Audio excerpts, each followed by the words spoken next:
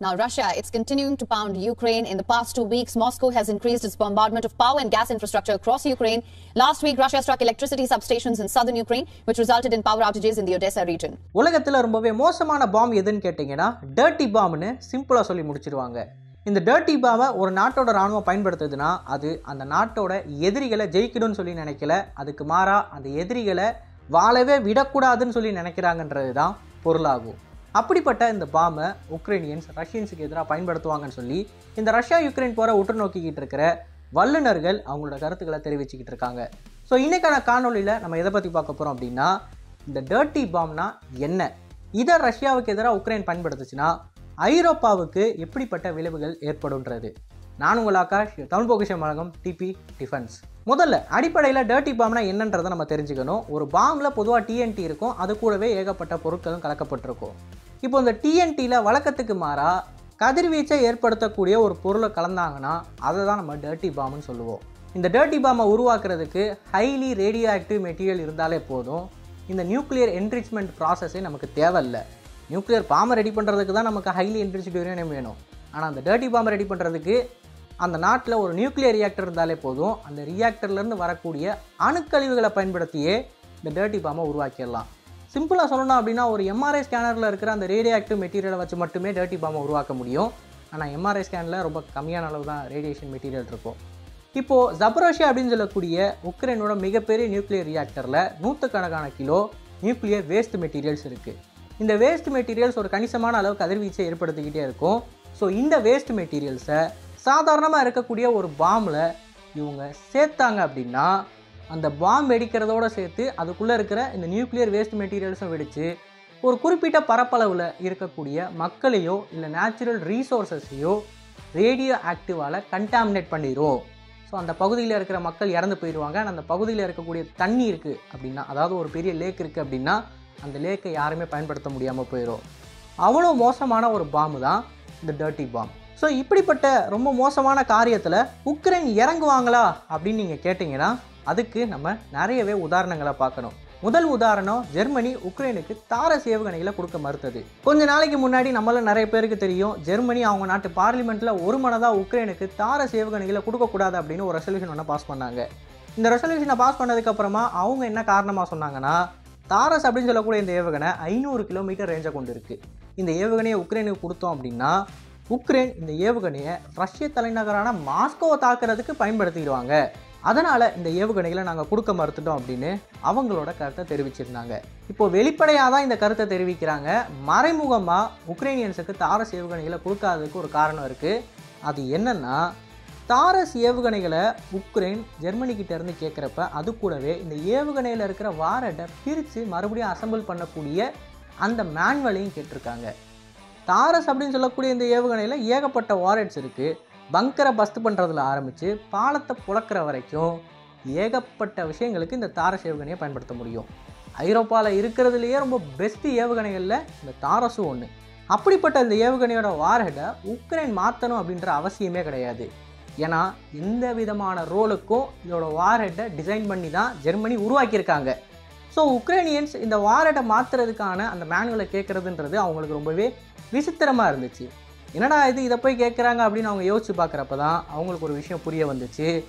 இந்த வாரட்டை அவங்க மாற்றுறதுக்காண்டி இந்த மேனுவலை கேட்குறதுக்கான காரணம் அதில் நியூக்ளியர் மெட்டீரியல்ஸை ஆட் பண்ணுறதுக்கு தான். அதாவது கதிர்வீச்சை ஏற்படுத்தக்கூடிய பொருட்களை அந்த வாரட்டில் ஆட் பண்ணுறதுக்கு தான் அவங்க கேட்டிருக்காங்கன்றது அவங்களுக்கு புரிய வந்திருக்கு.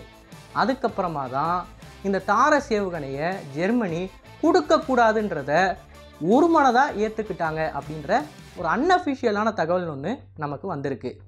ஏன் இதை நம்ம அன்அஃபிஷியலான தகவல்னு சொல்கிறோம்னா, இதை பற்றி ஜெர்மனி அஃபிஷியலாக எந்த ஒரு ஸ்டேட்மெண்ட்டும் கொடுக்கல.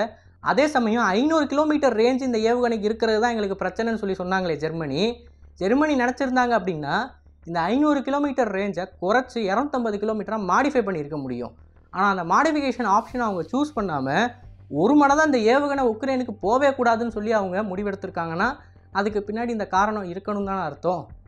ஸோ இது ஒரு பக்கம் இருக்க, இன்னொரு பக்கம் உக்ரைனியன்ஸ் அமெரிக்கன் சொல்கிற பேச்சை கேட்க மாட்டுறாங்க அப்படின்றதும் மிகப்பெரிய பிரச்சனையாக கிளம்பியிருக்கு. ஏன்னா அமெரிக்கன்ஸ் தெளிவாக ஒரு விஷயத்த சொன்னாங்க, ரஷ்யாவுக்குள்ளே போய் டீப்பாக ஸ்ட்ரைக் பண்ணாதீங்க, ரஷ்யாவோட ஆயில் ரீஃபைனரியை பார்டரை ஒட்டி இருக்கிற இடத்த மட்டும் அடிங்க, உள்ளே ரொம்ப தூரம் போகாதீங்க அப்படின்னு தெளிவான இன்ஸ்ட்ரக்ஷன் கொடுத்துருந்தாங்க. ஆனால் அந்த இன்ஸ்ட்ரக்ஷனை கொஞ்சம் கூட உக்ரைன் ஃபாலோ பண்ணல அப்படின்னு தான் சொல்லணும். பட் ஆயில் ரீஃபைனரி அடிக்கிறதா இருக்கட்டும், இல்லை ரஷ்யாவோட இண்டஸ்ட்ரியை அடிக்கிறதா இருக்கட்டும், இது எல்லாமே அவங்களுக்கு டைரெக்டாக இந்த போரில் உதவிகரமாக இருக்கும். ஏன்னா அவங்களோட முக்கியமான வார் மெஷினை தயாரிக்கிற அந்த கெப்பாசிட்டியை அவங்க காலி பண்ணிக்கிட்டு இருக்காங்க. இது வாரில் அவங்களுக்கு உதவிகரமாக இருக்குன்றதுல எந்த விதமான சந்தேகமும் இல்லை. ஆனால் இதை தாண்டி பெல்கரேடில் நடந்துக்கிட்டு இருக்கிற இன்கர்ஷன் தான் ரொம்பவே விசித்திரமாக இருக்குது. ஏன்னு கேட்டிங்கன்னா, பெல்கரேட் அப்படின்னு சொல்லக்கூடிய இந்த பகுதி உக்ரைனுக்கும் ரஷ்யாவுக்கும் ஒட்டி இருக்கக்கூடிய ஒரு பார்டர் சிட்டி. இந்த பார்டர் சிட்டியில் பூடனவ் அப்படின்னு சொல்லக்கூடிய ஒரு இராணுவ தளபதியின் படை வீரர்கள் பல தடவை உள்ள நுழைஞ்சு தாக்குதல் நடத்திட்டு வெளியே வந்துக்கிட்டு இருக்காங்க. இப்போது நேஃபோ வாரியர், அதாவது இந்த உக்ரைனுக்கு ஆதரவாக இருக்கக்கூடிய ஒரு நபர்கிட்ட போய் ஏன் பெல்கரேட் அட்டாக் நடக்குதுன்னு கேட்டிங்கன்னா, அவர் சொல்கிற ஒரே வார்த்தை, பெல்கரேடை பிடிச்சிட்டாங்க அப்படின்னா ஃப்யூச்சரில் உக்ரைனியன் டெரிட்டரிஸை பெல்கரேடை வச்சு பேரம் பேசி வாங்கிடலான்னு சொல்லி அவர் ஒரு கதையை சொல்லுவார். அது ஆக்சுவலாக கேட்குறதுக்கு லாஜிக்கலான ஒரு விஷயந்தான். பெல்கரேடை பிடிச்சிட்டாங்கன்னா உக்ரைனியன் ஆக்குபைட் டெரிட்டரியை அவங்க பெல்கரேடை கொடுக்கறது மூலமாக பேரம் பேசி வாங்க முடியும். இப்போது பெல்கரேடை பிடிக்கணும்னா அதுக்கு சோல்ஜர்ஸ் அந்த இடத்துல இருக்கணுமா இல்லையா? ஆனால் அதுவும் அங்கே நடந்துக்கிட்டு இருக்கு. சோல்ஜர்ஸ் உள்ளே போவாங்க, ஒரு வீடியோ ஒன்று எடுப்பாங்க, கொடி ஒன்று நடுவாங்க, அவ்வளவுதான். அடுத்த 5வது நிமிஷத்தில் அந்த இடத்துல ரஷ்யன் சோல்ஜர்ஸ் வந்து நின்று கொடியை பிடுங்கி எறிஞ்சிட்டு இவங்க எல்லாத்தையும் கொன்று வீசிடுவாங்க. இதுதான் இப்போது பெல்கரேடில் நடந்துக்கிட்டு இருக்கு. இதை தாண்டி இன்னொரு முக்கியமான விஷயம் என்னென்னு பார்த்தீங்கன்னா, பெல்கரேடில் இருக்கக்கூடிய மக்கள் மேலே அன்கைடட் ராக்கெட்ஸை ஏவிக்கிட்டு இருக்காங்க, ஆர்ட்டிலரிஸாக ஃபயர் பண்ணிக்கிட்டு இருக்காங்க. நீங்கள் ரஷ்யா யுக்ரைன் வார் மேப்பை பார்த்தீங்க அப்படின்னா, பெல்கரேட் சிட்டிக்கும் உக்ரைனியன் சோல்ஜர்ஸுக்கும் நடுவில் ரஷ்யாவோட எந்த டிஃபென்சிவ் லைனுமே இருக்காது. ஏன்னா அந்த அளவுக்கு ரஷ்யன்ஸ் இன்னும் தாக்குதல் நடத்தலை. அந்த ஏரியா எல்லாமே இன்னும் அன்ஆக்குபைடாக தான் இருக்குது. ஸோ உக்ரைனியன்ஸால் பெல்கரேட் அப்படின்னு சொல்லக்கூடிய பகுதிக்குள்ளே ஈஸியாக போயிட்டு வர முடியும். ஸோ இதை பயன்படுத்தி தான் அவங்க ஆர்ட்டிலரி ஸ்ட்ரைக்லாம் ஈடுபட்டுக்கிட்டு இருக்காங்க. இப்போது இந்த இடத்துல நம்ம புரிஞ்சிக்க வேண்டியது என்னென்னா, இவங்க சொல்கிற லாஜிக் படி இருக்குது அப்படின்னா பெல்கரேடுன்ற பகுதியை இவங்க முற்றிலுமாக கைப்பற்றி ஆகணும். மொத்தமாக அந்த இடத்த அவங்க சரௌண்ட் பண்ணி ஆகணும். ஆனால் அப்படி சரௌண்ட் பண்ணியிருக்காங்களான்னு கேட்டிங்கன்னா இது வரைக்கும் ஒரு தடவை கூட அவங்க பண்ணலை. ஆனால் அதுக்கு இவங்க கொடுக்குற விலை அப்படின்னு சொல்லக்கூடியது ரொம்பவே அதிகமாக இருக்குது. ஏன்னா ஒவ்வொரு தடவையும் நூற்றுக்கணக்கான சோல்ஜர்ஸை இவங்க இழக்கிறாங்க, ஒவ்வொரு தடவையும் ஏகப்பட்ட எக்யூப்மெண்ட்ஸையும் இழக்கிறாங்க. இந்த விலையை கொடுத்து அவங்க எதுக்குமே பிரயோஜனம் இல்லாத இந்த இடத்த இப்படி அட்டாக் பண்ணுன்ற அவசியம் என்ன அப்படின்னு பார்க்குறப்ப தான் நமக்கு தெரிய வர்றது ப்ராப்பகேண்டா வார்ஃபேர். பெல்கரேட் அப்படின்னு சொல்லக்கூடிய இந்த பகுதியில் அட்டாக் நடக்கிறப்பெல்லாம் எல்லா மேற்கு நாடுகளோட மீடியா அவுட்லெட்ஸ்லையும் flash news, Belgrade under attack, Russian city under attack, war comes back to Russia அப்படின்னு சொல்லி டேக்லைனில் வீடியோஸை நீங்கள் பார்க்க முடியும். ஸோ உக்ரைனியன்ஸோட நோக்கமே இந்த இடத்துல என்னென்னு பார்த்தீங்கன்னா, இந்த மேற்கு நாடுகளுக்கு தேவையான ப்ராப்பகேண்டாவை ஃபீட் பண்ணுறதுக்கு தான் அந்த அட்டாக்கை பண்ணுறாங்க. இப்போது வெறும் ப்ராப்பகேண்டாவை ஃபீட் பண்ணுறதுக்கு நூற்றுக்கணக்கான ட்ரெயின்டு சோல்ஜர்ஸை பலி கொடுக்குறாங்க அப்படின்னா ரஷ்யாவை தோக்கடிக்கிறதுக்கு இவங்க எந்த எல்லைக்கு வேணாலும் போக மாட்டாங்களா அப்படின்றதுல என்ன உத்தரவாதம் இருக்குது? கண்டிப்பாக போவாங்க. அண்ட் அதே சமயம் நான் கார்கஸில் நடந்த அட்டாக்கை பற்றி பேசவே இல்லை. ஏன்னா அதுக்கான ஒரு சாலிட் எவிடன்ஸ் நமக்கு இன்னும் கிடைக்கலன்றதுனால அதை பற்றி நான் பேசலை. பட் இதுக்கு முன்னாடி நடந்திருக்கிற ரீசன்ஸ் எல்லாத்தையும் எடுத்து பாருங்கள். ஜெர்மனிக்கிட்ட எதுக்கு அவங்க வாரேட்டோட டீட்டெயில்ஸ் கேட்கணும்? அண்ட் அமெரிக்கன் சொல்கிற பேச்சை ஏன் அவங்க கேட்க மாட்டுறாங்க? பெல்கரேட் அப்படின்னு சொல்லக்கூடிய பகுதியில் வெறும் ப்ராப்பகேண்டா வார்ஃபேர்காண்டி மட்டுமே இவ்வளோ தூரம் அவங்களோட சோல்ஜர்ஸ் பலி கொடுத்துக்கிட்டு இருக்காங்க.